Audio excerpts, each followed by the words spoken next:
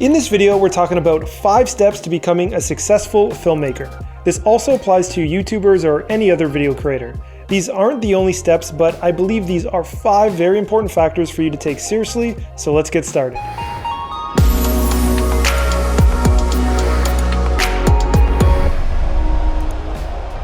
The first point is to simply film a lot, every day, as much as you can. There are a ton of things to learn in video, like your equipment, exposure, composition, lighting, camera angles, audio, storytelling, and so on. So the more you practice, just like anything, the better you will be.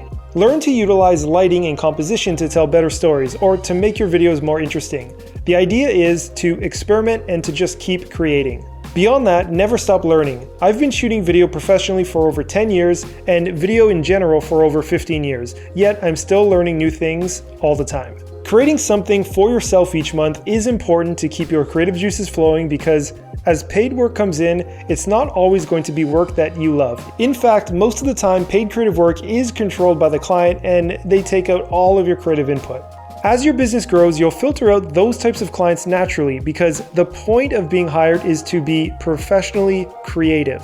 And if they aren't giving you the space to do that, you'll get burnt out over time. I'm getting a little off track here, but the point is to create time for yourself each month where you're working on a project just for you. And the more you practice filming, the better you'll be throughout the rest of your career. As someone who spent $20,000 going to film school, graduated, and then not once was asked about it or to see my diploma, take it from me, you do not need to go to film school. If you're into it, go for it, but it's definitely not needed. There's a vast ocean of knowledge available online, as well as companies to intern with to gain the skills required to get involved in the industry. I think it's far better to plan ahead, buy an entry-level camera, and take what I said in my first step, which is to always go out, film, and practice. The goal should be to film enough to put together a demo reel, which is basically a highlight of all your best work. This is used to get you paid work. Unless you have a following that you can tap into to get video work, your demo reel will be invaluable to your success to get paid work as a cinematographer, videographer, camera operator, or any other video-related position. Also, keep your demo reel updated every year.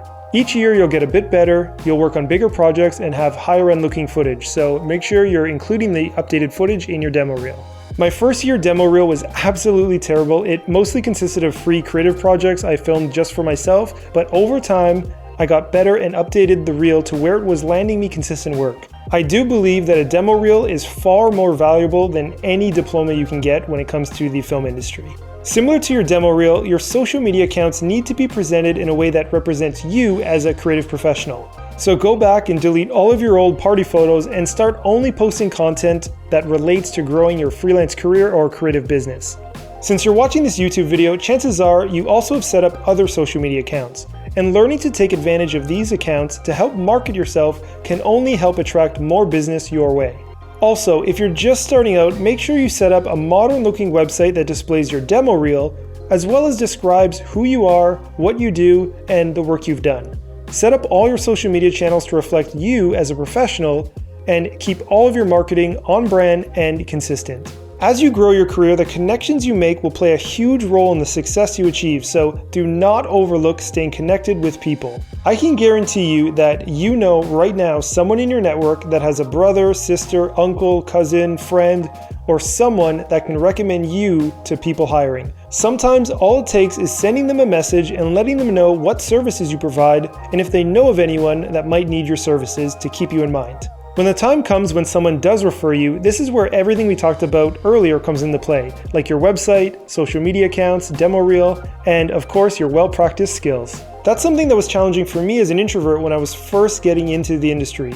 I didn't realize at the time how important connections were, but trust me, referrals are a big part of any business, and those referrals come in from doing quality work for clients and by also staying fresh in the minds of people you know. So every couple months, make sure at the very least you're reaching out to the people in your network because these people will bring you a lot of success. Over the last 10 years, I've spent a lot of money on gear and there are so many things I wish I didn't buy. Honestly, there's this strange thought process that happens in the film industry and even here on YouTube where people think their channel isn't going to grow or they won't get any future work if they don't keep buying all the latest gear. Of course, it's just not true. Before starting our production company, I worked freelance for several years shooting commercials, web, corporate, and event videos, and the amount of money I wasted buying tripods, sliders, Steadicams, camera bodies, lenses, lighting, and so on was just ridiculous. Sure, owning a cinema camera may attract some clients, but honestly, since starting our production company in 2014, we've only owned Panasonic GH4s and in the last couple years, GH5 cameras.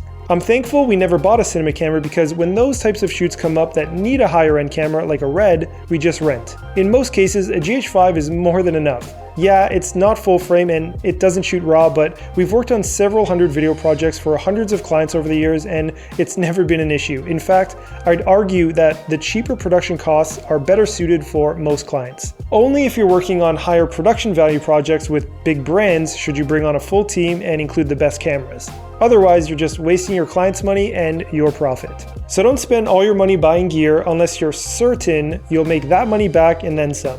As creative professionals, money comes in waves. Some months there's a lot of money that comes in, and some months there's literally nothing. I don't know about you, but in my first years in the film industry, there was a month here or there where literally no money came in, and it was tough.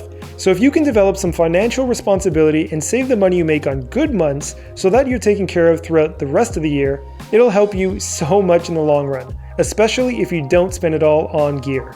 Okay, there's 5 factors for you to think about to find success as a professional shooting video. That's it for this video. We have a ton of other videos you'll probably find helpful on the channel, including dozens of filmmaking tutorials, so subscribe to stay connected and hit the bell to be notified when we release each video. Thanks so much and we'll see you next time.